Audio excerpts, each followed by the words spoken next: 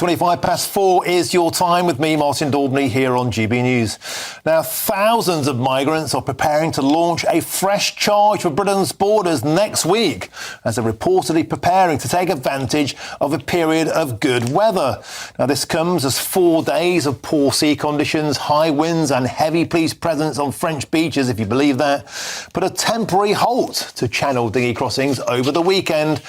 Well, we can now speak with the former Conservative Immigration Minister, Kevin Foster. Kevin, welcome to the show. Here we are again. The only thing that seems to keep the boats down is a bit of choppy weather. And meanwhile, the crowds continue to pour into those beaches, those jungles in Calais. And when the weather gets better, as sure as night follows days, the dinghies are going to come. Yeah, absolutely, Martin. When you and I spoke about this last week, I think it was just under 5,900 arrivals so far for 2025. It's now 6,600, and we've got better weather to come for crossing. So some of the things we've seen from the government in the last week or two, potentially floating third country processing, some Labour MPs floating, even changed the ECHR, is probably because now the Home Office is starting to see the projections for the next month or two and the summer, when the weather will be at its best. And I can't imagine it's making pretty reading at all. And the events on Monday, the big summit, well, just repeating smash the gangs, you know, a slogan for opposition, not a strategy for government, is not going to deter a single person who is thinking of crossing in the next few weeks. So sadly, we are likely to see even higher numbers, and we're already running at record numbers for a year to date, and it's just going to get even worse. Kevin Foster, to be fair, James Cleverly used to take credit for bad weather when the numbers went down. Now, Yvette Cooper is blaming good weather for when the numbers are up. Maybe the whole lot of you should just learn how to do a rain dance.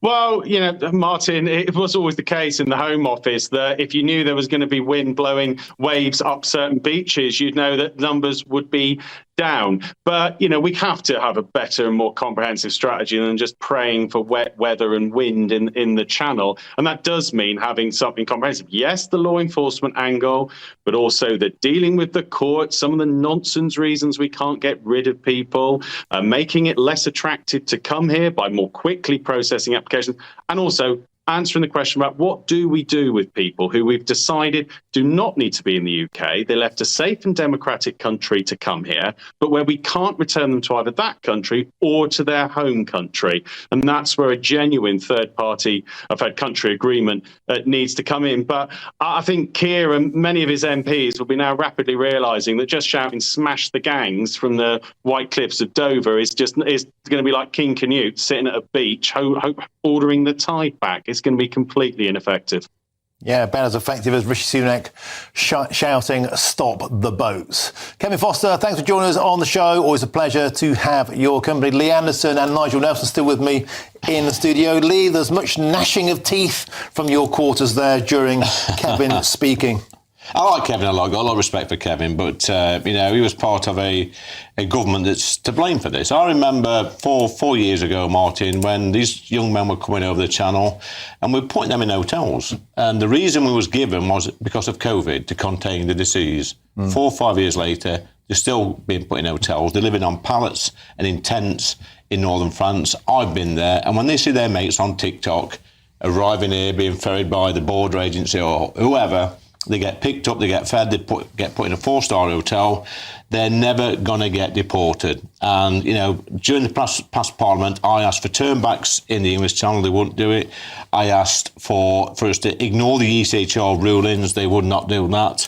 They was worried about our international reputation. I even asked Rishi, it would have been before they booted me out of the party. I said to him, look, on the day of the general election, let's have a referendum on whether or not to leave the ECHR. I think people would have voted for that.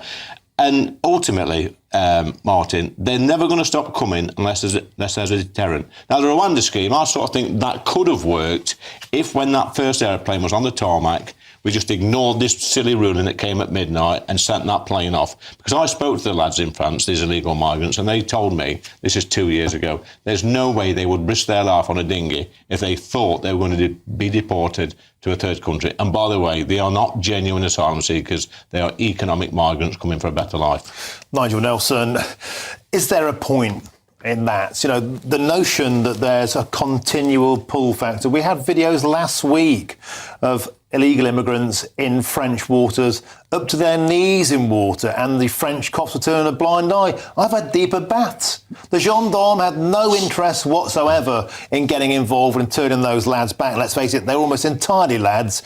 This is going on and on and on, and every immigration expert I speak to on the channel say that you can't stop this until there's a deterrent, and that deterrent is a third-party country offshore containment and processing. Well, I would like to see offshore processing, because one of the problems is the pull factor across the channel is because asylum seekers can't claim asylum unless they're on British soil.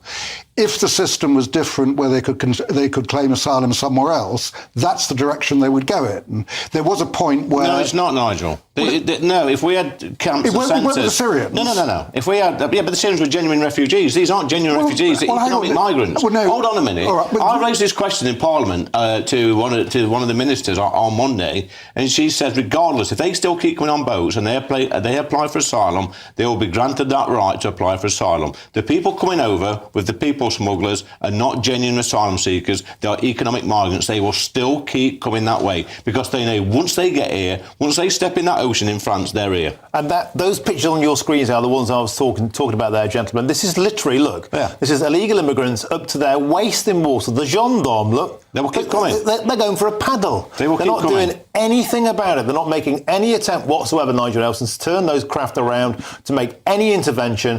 £500 million a year we're paying for the privilege of this, and they're simply sightseeing. Well, that's because the French use maritime law to decide how to deal with boats in the channel. It's a farce. Yeah, but we are changing that. I mean, Yvette Cooper, the Home Secretary, is actually doing a negotiation with France, and the idea is we will change the system. I mean, Lee's idea of turnbacks, I've never understood this unless you actually drown people, because these are small boats, and if you pick them up, put them on your boat, give them a sandwich, give them a cup of tea, sail back to France and drop them off. Yeah, but then we need the agreement of the French. No, you don't. Yes, you do. No, you don't. Well, okay, so suppose the French decide to do the same thing in reverse and say, right, we don't want these people here on our coastline either. We'll put them on a boat. Nobody's getting a dinghy from England to France, and drop them off in Norfolk or something. How would I'll we feel throw a challenge about out to you, Nigel. Let's me and you get on a dinghy from Dover.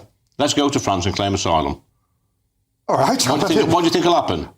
Well, first of all, I don't think... Do you think they'll accept it? I don't think they would, in fact, because I think there you go, then. You've answered your argument. I think that we would be pretty obviously, we would be fake asylum seekers to go and do that. What, like the ones coming this way? However, it is the right of anybody under international law, and international law should be a British value. You know what, under Nigel, international law to actually claim asylum. There is nobody in Ashfield, my constituency, that lies awake at night worrying about international law. What they worry about is these young men, undocumented young men, coming over the English Channel. They're absolutely fed up. It's 6 million, £7 million a day, and 150,000 of them. There's going to be thousands more this year come. And women and children as well in those boats. But that makes up, Nigel, a small percentage. And listen, and these young men that's coming over, these undocumented young men who claim to be fleeing a war and persecution, what kind of man leaves women and children behind? And what kind of men get in a dinghy where they're threatening women and children to chuck them over the side if they do get turned back? And I've seen that in France. Yeah, I'm not suggesting there's not some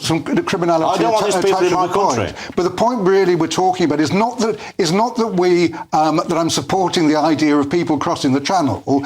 Our argument is over how you stop them doing it. Can I ask you a quick question before we go? If you open these so-called centres up all around North Africa, and do you think these young men who are in France now would go to these centres and claim asylum? Well, in the event that... Yes or no? Would they go? The answer is yes, because it's happened in the past. No, absolute nonsense. They still come because they know once they get over, they're never going to leave this country. Well, they won't if you've got offshore processing. That's my point. No, they won't, though. No, the only people that use the offshore processing, Nigel, is the genuine asylum seekers. Would you accept that the Syrian programme was a success? Yeah. Yeah, well, accept that. But who came over? Not 150,000 men. 20,000. It was families, it was children, it was women.